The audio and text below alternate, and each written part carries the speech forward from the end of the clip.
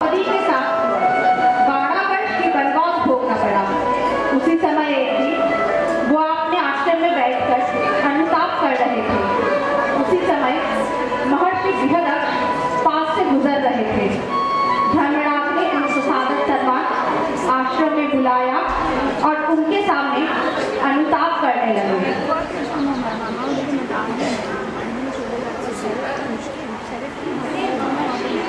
आप ही बताइए, इस संसार में मेरे जैसा महान राजा और कहीं देखा है क्या, सुना है क्या? धर्मराज, आपका ये कहना बिल्कुल भी उचित नहीं है। आपसे भी मंद भाव के राजा को निपटाना मैं जानता हूँ। अगर आपकी इच्छा हो तो मैं सुनाऊँ आपको। जी महर्षि, सुनाइए।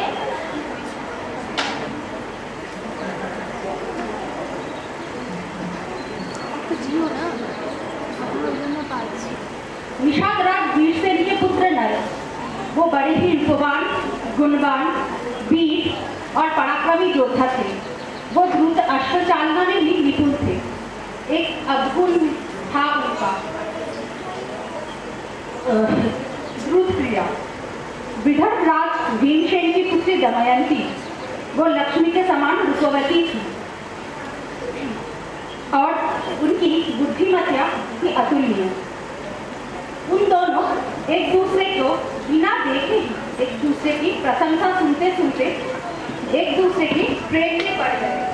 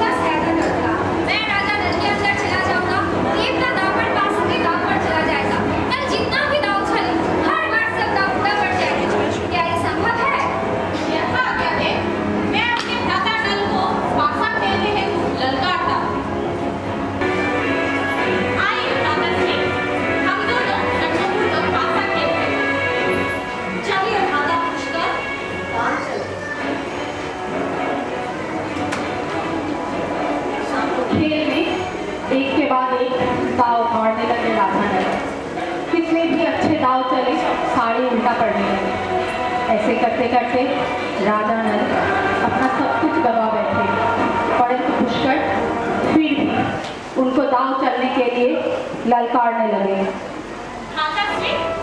आपके पास दांव पर लगाने के लिए कुछ नहीं बचा सिवाय दमन का। यदि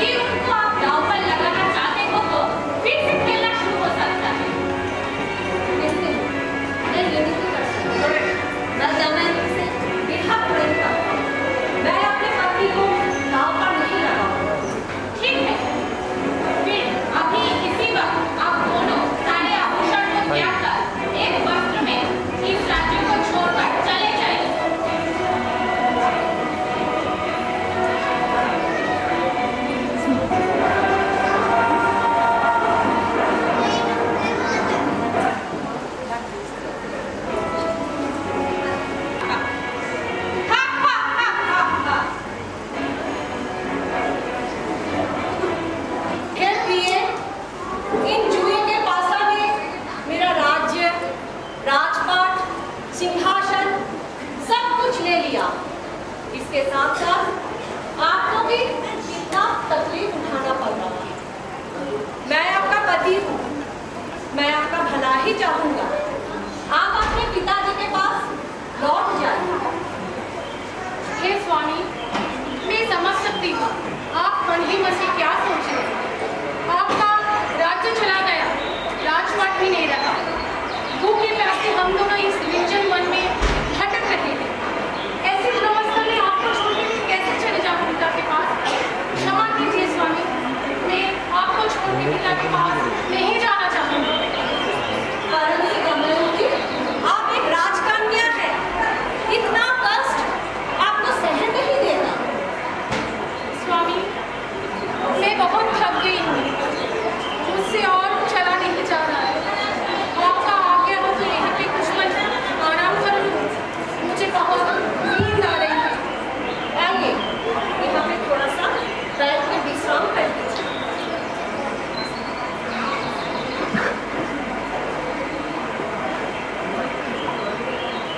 क्या करूं जिससे ये विपत्ति निकल जाए? दमयंती मुझसे बेहद प्रेम करती है, वो मुझे छोड़कर कभी नहीं जाना चाहती। पर मैं भी उसे इस स्थिति में नहीं देख सकता हूँ। अगर मैं उसे इस निर्जन वन में अकेला छोड़कर चला जाऊँ तो हो सकता है वो अपने पिताजी के पास लौट जाए। दमयंती, मुझे माफ कर देना प्रिय। मैं आपको इतने बड़े वन में अकेली छोड़कर जा रहा हूँ, माफ कर देना मुझे।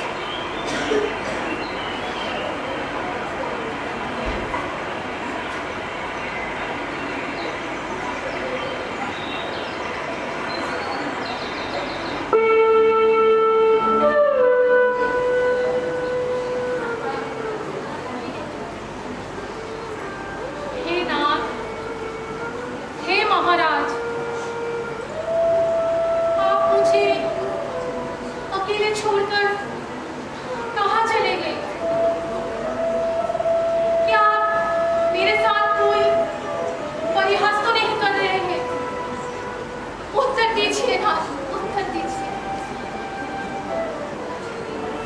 को वन में अकेले छोड़कर भटकते भटकते अयोध्या नगर में पहुंचे।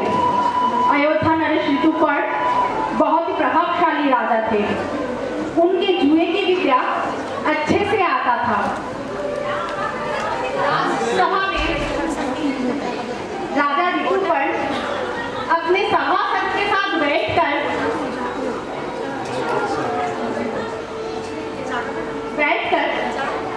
नृत्य का लुत्फ उठा रहे थे।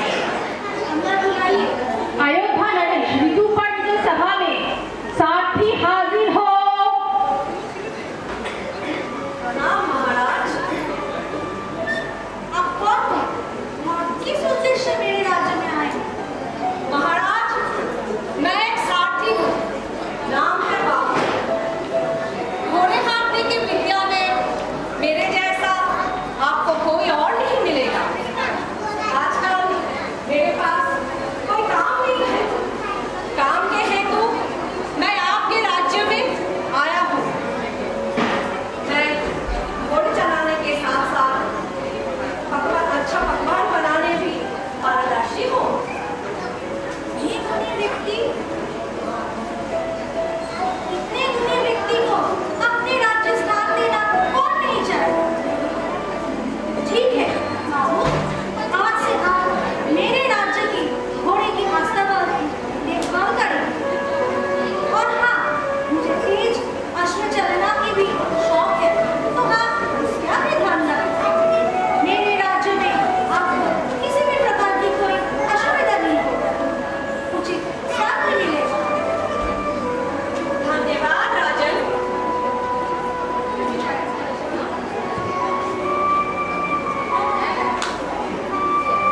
हे विकासश्री, यदि आप मुझे टीवी देखना चाहते हो तो अपने जामाता को दूध भेजिए, क्योंकि मैं उनके बिना जीवित नहीं रह पाऊंगी। विगनराज भीमसेन की सभा में दूत हाजिर हो।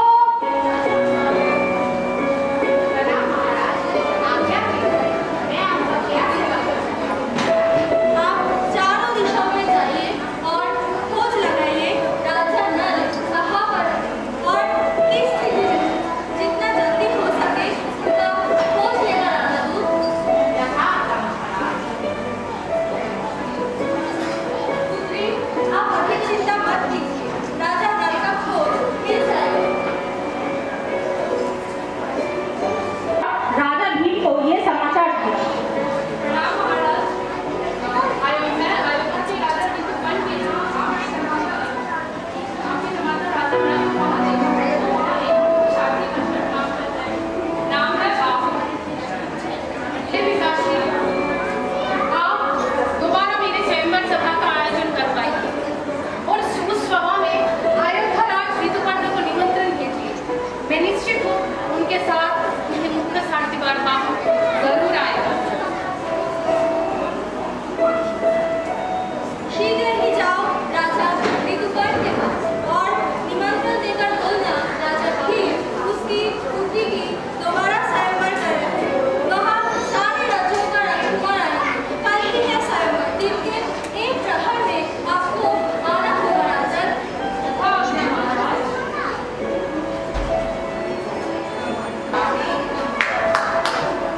अयोध्या नरेश ऋतुपर्ण की सभा में बाबू, एक ऐसा काम आ पड़ा जिसमें मुझे आपकी सहायता की बहुत जरूरत है। इधर राज की पुत्री राजा भीम की पुत्री दयावती की दोबारा स्वयंवर रचना हो रही है। कल सूर्योदय के पश्चात स्वयंवर रचना होगा। क्या आप सूर्योदय के पूर्व मुझे विदर्भ राज्य पहुंचा सकते हो? क्या ये संभव है? ये कैसे संभव है? दमयंती एक पतिव्रता नारी है। वो अपने पति से बेहद प्रेम करती है। उसके पति जीवित रहते हुए वो दूसरा विवाह रचा रहा है। एक बार जाके मुझे देखना पड़ेगा। आप निश्चित रहिए महाराज, मैं आपको विवाह का समय से पहले ही पहुंचा दूंगा। बहुत खूब। विदर्भ राज्य जाने के लिए पहुंच गए। बाबू, आप जाते जाते आपकी अश्व चलाने की विद्या हम परख लेंगे। और हाँ, आप मुझे ये विद्या जरूर सिखाएंगे। जरूर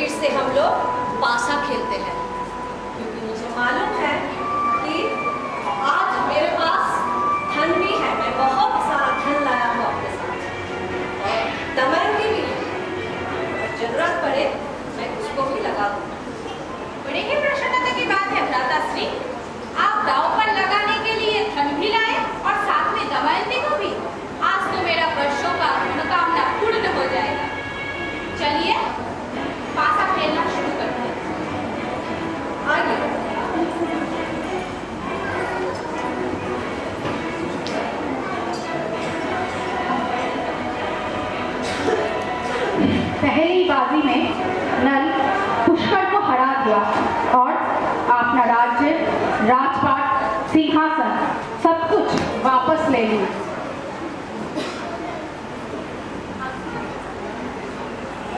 मुझे क्षमा कर दीजिए भ्राताश्री, मैं देश का कली और दापट के दुष्ट प्रभाव से विचलित हो गई थी। मेरा बुद्धि भ्रष्ट हो गया था। मैं अपने भ्राता को नहीं पहचान पाई। आपको जो उचित दंड देना उचित लगे मुझे दे सकती हैं। आप मेरे भ्राता हैं। मैं आज भी आपको उतना ही स्नेह करता हूँ। मैं आपको कुछ धन देता हूँ। आप अपने साथ अपने परिवार को लेके इस राज्य को छोड़कर चले जाइए और नए तरीके से अपना जीवन शुरू नल की उदारता देखकर पुष्कर भावुक हुए और राज्य छोड़कर चले गए। नल अपनी रानी दमयंती के साथ मिलकर सुखी सुखी जिंदगी बिताने लगे। प्रजागण राजा नल को पाकर अत्यंत प्रसन्न हुए और राजा नल फिर से न्यायपूर्वक अपना राज्य शासन करने लगे।